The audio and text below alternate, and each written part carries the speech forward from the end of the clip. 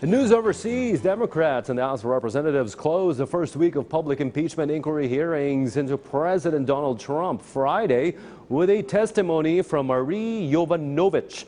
The ousted U.S. ambassador to Ukraine testified she was the target of a disinformation campaign orchestrated by Rudy Giuliani, part of an irregular U.S. diplomatic channel that allegedly delayed nearly $400 million in U.S. aid to Ukraine. VOA's congressional correspondent Catherine Gibson previews next week's hearings.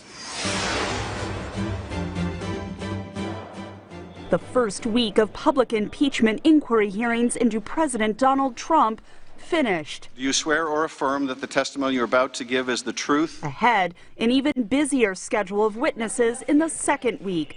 3 days of upcoming testimony from 8 diplomatic and national security officials who will say that U.S. foreign policy in Ukraine was subverted for the president's political interests, directed by his personal lawyer. Rudy Giuliani has made no secret of his desire to get Ukraine to open investigations into the Bidens, as well as a conspiracy theory of Ukrainian interference in the 2016 election. Democrats allege the president fired the U.S. ambassador to Ukraine to remove an obstacle to his plans. Our Ukraine policy has been thrown into disarray, and shady interests the world over have learned how little it takes to remove an American ambassador who does not give them what they want.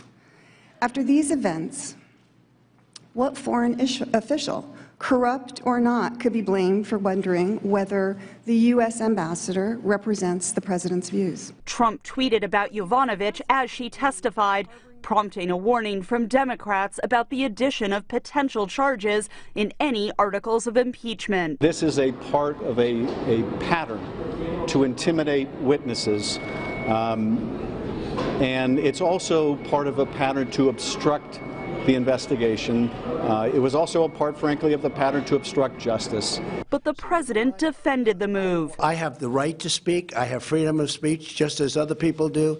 But they've taken away the Republicans' rights. And as Republican allies argued, the first week of testimony provided no hard evidence of wrongdoing. Second hearing, third witness who has no firsthand knowledge of the subject that is supposed to be the focus of this entire inquiry. Third witness who never talked to the president. Third witness who wasn't even, as I said, in Ukraine when the relevant during the relevant time frame. Upcoming witnesses will provide first-hand knowledge of Trump's phone call with Ukrainian President Volodymyr Zelensky at the center of the impeachment inquiry, including former U.S. Ambassador to the European Union Gordon Sondland, who has already reversed his testimony to confirm Trump did condition aid to Ukraine on help investigating political rival Joe Biden and his son Hunter. The devastating testimony corroborated evidence of bribery uncovered in the inquiry, and that the president abused power and violated his oath by threatening to withhold military aid and a White House meeting in exchange for an investigation into his political rival. Bribery could be one of several charges in articles of impeachment the Democratic-controlled U.S. House could vote on as early as December, triggering a trial of President Trump in the Republican-majority U.S. Senate.